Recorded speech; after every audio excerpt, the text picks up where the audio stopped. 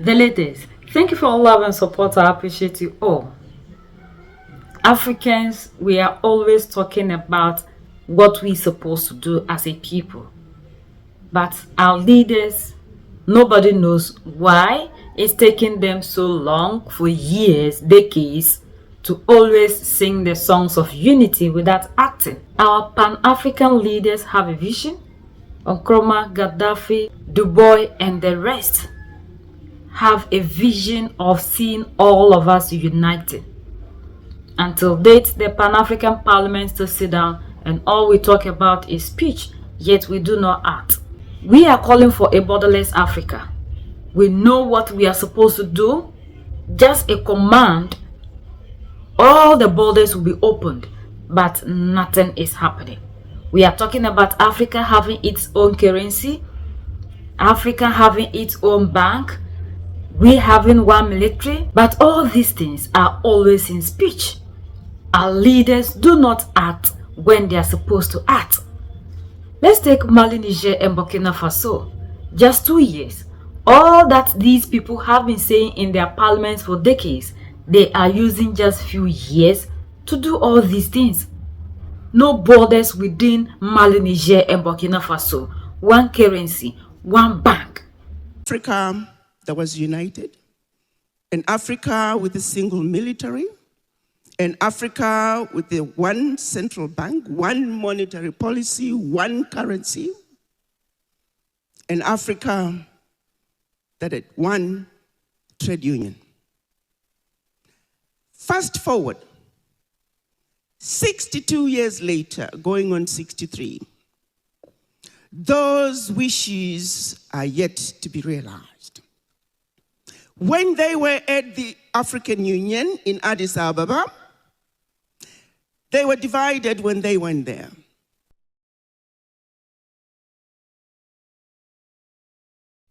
There was the Casablanca group, which were Ghana, Guinea, Mali, Algeria, Tunisia, Morocco, and Egypt. And the rest were the Monrovia group. The Casablanca group said Africa for the Africans, African Union now. But unfortunately, it was only 7 of them. The others who had just tasted power, they said, let's go slow. Let's kind of hold off on this unity thing. Let's take it easy. We shall discuss it next time. So because the Casablanca group were the minority, they lost. We often say, when the Casablanca group lost in 1963, Africa lost.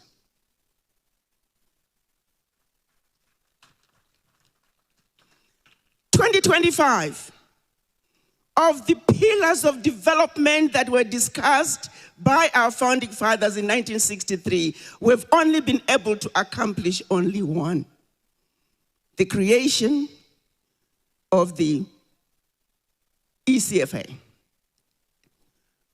Why is it that it has taken us this long to deliver on the wishes of our Pan-African fathers? The question goes even further. Why is it that even the most obvious things that we could do from the African Union level, for example, saying no visas for an African to travel around Africa, something so simple, the leaders could just go back to their parliaments and get it approved. To this day, we have not been able to do that. A friend of mine, one of the commissioners, once showed me a beautiful photograph. There were women on one side selling their tomatoes and their wares. There was what looked like a road, and there were other women on the other side. He said, "Ambassador, what do you see in this picture?" I said, "I see women doing their thing." He said, "Yes, Ambassador, women are doing their thing. But guess what happens? When the women on this side of the road run out of tomatoes, but the women on the other side still have tomatoes, the citizens of this side cannot cross over to buy the tomatoes on the other side because they need a visa." This is how ridiculous and insane the things that we do. We can take it even further. Let's go into our parliaments. Education, we have all been talking about the miseducation of the African. How tall is the mountain that we must climb to make this noise and speak this language and tell our leadership that we have been miseducated? Our curriculum has got to change. We need a more Pan-African curriculum. How long is it going to take us to change the curriculum? We talk about the institutions that were created after the European tribal wars in 1945.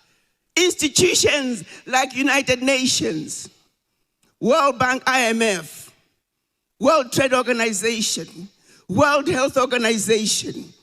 Institutions that must be dismantled, institutions we have no business belonging in, and yet like fools, we follow their lead. Institutions that to this day, as we speak, many African countries are spending over 50% of their GDP on loan repayment. And yet our ministers, twice a year, they go to Washington to attend the World Bank meetings, to be told how to run their currencies, how to devalue their currencies, how to engage in policies that are detrimental to their own development, and they say, yes, master. They don't challenge them. They don't say, no, no, no. These loans have been paid a gazillion times over. We are not paying them anymore. Our sister yesterday, Sister Dr. Obi, told us about a loan of $4 billion by Nigeria in 1974. To date, Nigeria has paid over 50 billion and they still owe. How long are we going to wake up? We talk about our ministers of culture. We have artifacts that were stolen, looted out of Africa, and they're all over Europe. And we Africans, we go to Europe and we stand in line to pay and look at that which belongs to us. And none of them is demanding the repatriation of all of them. If we are going to destroy them, let us be the ones to destroy them. But they tell you, oh, you Africans are not good at keeping them. And our ministers, they go to Europe and they agree with them. I kind of like one Nigerian guy. I don't know if you guys saw this story. He went into a museum in London. There was a huge Benin bronze statue. The only place you get Benin bronze was from Nigeria. So the man went in with his screws. I don't know if you saw it. It was on the internet. He started unscrewing the statue. So when they called the police, he gave the thing a big hug and he refused to budge. He said, this is mine, I'm taking it home. It took a citizen. Where are the ministers of culture who should be demanding this? A simple demand to say, if you don't repatriate our artifacts, don't come here. We have heads of our ancestors sitting in jars, in basements throughout Europe. And you know why we can't have them? You know how when they come here hunting and they kill an elephant and they kill a lion and they take the head as a trophy? They were classified. Heads of our ancestors, hear me out. They were classified as trophies of conquest. So that's why they don't fit in the category of repatriation, because this is my possession. It is my trophy of conquest. One constitution, one educational curriculum. Yet, we are still sitting here holding on to the Berlin Conference. Africans, we do not need much talk. We need actions. The African need to act, and this is the time we need to act. It is only the African that always talk and act less. But talking doesn't bring solutions. Why must we in this 21st century need visas to move among ourselves?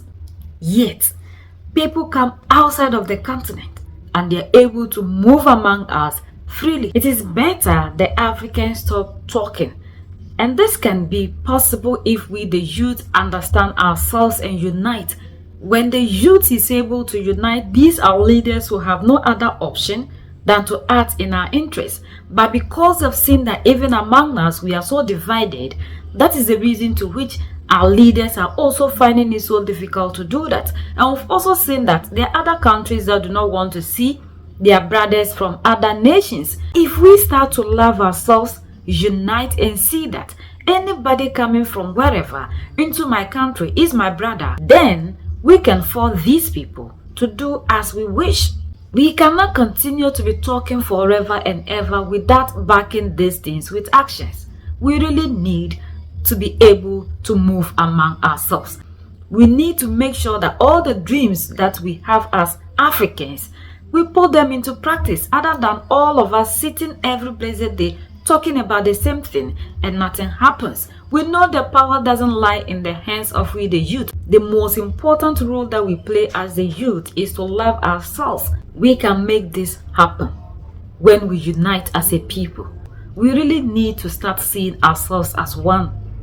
This is the only way we can be able to break all the chains that are used to chain us. Now we are in chains, and until we are able to move out of these chains, we can never see the Africa that we desire and we are yearning for. We are the only ones that can set ourselves free. So that's the latest around the world. In Africa,